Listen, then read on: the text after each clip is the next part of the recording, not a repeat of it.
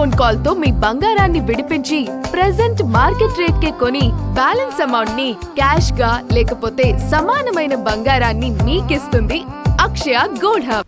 పశ్చిమ బెంగాల్ రాజకీయాల్లో పెను ప్రకంపనలు సృష్టిస్తూ చరిత్రలో తొలిసారి బీజేపీ అఖండ విజయం సాధించింది. దశాబ్దంన్నర పాటు బెంగాల్ గడ్డపై ఏకఛత్రాధిపత్యం వహించిన తృణమూల్ కాంగ్రెస్ కోటలను బద్దలు కొట్టింది. మా మాటి మానుష్ నినాదం మసకబారి కమలం వికసించింది. 2021లో చేజారని అధికారాన్ని 2026 నాటికి భారీ ఆధిక్యంతో కమలదళం కైవసం చేసుకుంది. మమతా బెనర్జీ వ్యూహాలను రాజకీయ చతురతను దాటుకొని బీజేపీ భారీ విజయాన్ని ఎలా నమోదు చేయగలిగిందో ఇప్పుడు తెలుసుకుందాం. పశ్చిమ బెంగాల్లో బీజేపీ ప్రభంజనానికి ప్రధాన కారణం 15 ఏళ్ల తృణమూల్ కాంగ్రెస్ పార్టీ పాలనపై పెల్లుబికిన ప్రజా వ్యతిరేకత. కింది స్థాయి నుంచి ఉన్నత స్థాయి వరకు టీఎంసీ నాయకులపై వచ్చిన అవినీతి ఆరోపణలు ప్రజల్లో తీవ్ర అసంతృప్తిని రగిల్చాయి. ముఖ్యంగా స్కూల్ సర్వీస్ కమిషన్ ఉపాధ్యాయ నియామకాల కుంభకోణం, రేషన్ పంపిణీ అక్రమాలు, బొగ్గు ఇసుక అక్రమ రవాణా వంటి అవకతవకలు టీఎంసీ ప్రతిష్టను మసకబార్చాయి.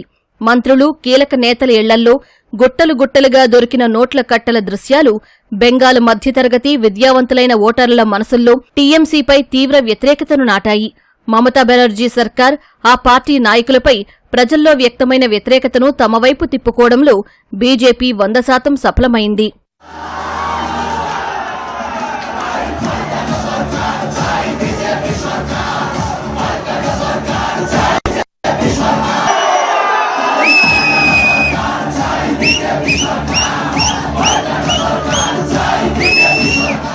మమతా బెనర్జీకి మొదటి నుంచి మహిళా ఓటర్లే ప్రధాన బలం. కానీ ఈ ఎన్నికల్లో ఆ సమీకరణం పూర్తిగా మారిపోయింది. సందేశ్ ఖాళీలో టీఎంసీ స్థానిక నేతలు మహిళలపై సాగించిన అకృత్యాలు, భూ కబ్జాల పర్వం దేశవ్యాప్తంగా సంచలనం సృష్టించింది. దీనికి తోడు కోల్కతాలోని ఆర్జీకర్ ఆసుపత్రిలో మహిళా వైద్యురాలిపై జరిగిన హత్యాచార ఘటనను నీరుగార్చారన్న ఆరోపణలు మమతా బెనర్జీ ప్రభుత్వంపై ప్రజాగ్రహాన్ని కట్టలు తెంచుకునేలా చేశాయి. మహిళల రక్షణలో ప్రభుత్వం విఫలమైందన్న భావన, లక్ష్మీ భండార్ వంటి సంక్షేమ పథకాలను సైతం పక్కనపెట్టి మహిళలు బీజేపీ వైపు మొగ్గు చూపేలా చేశాయి.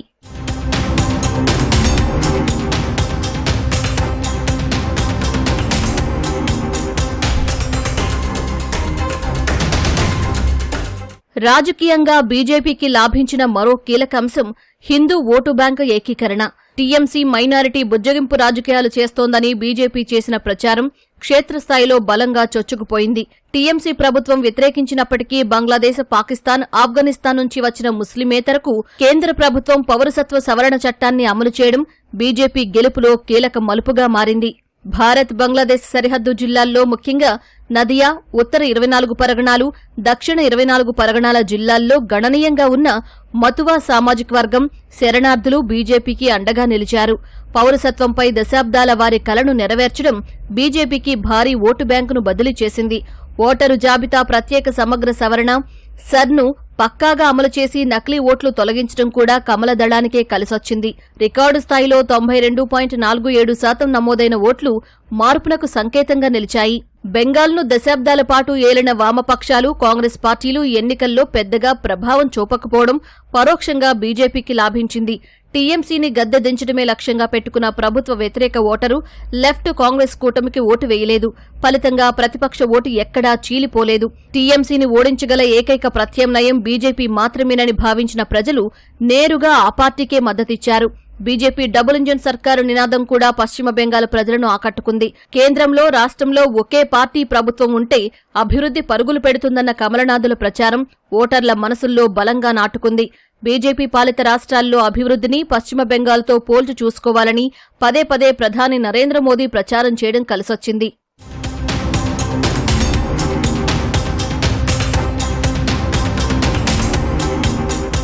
పశ్చిమ బెంగాల్లో బీజేపీ నాయకత్వం ఈసారి గతంలో కంటే ఎంతో వ్యూహాత్మకంగా వ్యవహరించింది. విపక్ష నేత సువేందు అధికారి క్షేత్రస్థాయిలో టీఎంసీకి దీటుగా బదులిచ్చారు. ఒకప్పుడు టీఎంసీలో మమతా బెనర్జీకి కుడి భుజంగా ఉన్న ఆయన ఆ పార్టీ లోపాలను, క్షేత్రస్థాయి బలహీనతలను ఖచ్చితంగా అంచనా వేసి దెబ్బకొట్టారు. కేంద్ర హోంమంత్రి అమిత్ షా, పార్టీ అధ్యక్షుడు నితిన్ నబీన్, మాజీ అధ్యక్షుడు జేపీ నడ్డా నేరుగా బూత్ స్థాయి కమిటీల నిర్వహణను పర్యవేక్షించారు.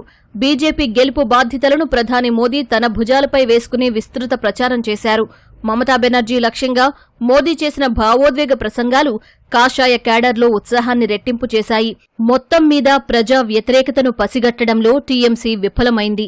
అవినీతి కుంభకోణాలు, మహిళల భద్రతపై ఆందోళనలు, తృణమూలు ఓటమికి ఒక ఎత్తైతే క్షేత్రస్థాయిలో పక్కా వ్యూహంతో అడుగులు వేయడం బీజేపీకి చరిత్రాత్మక విజయాన్ని అందించింది.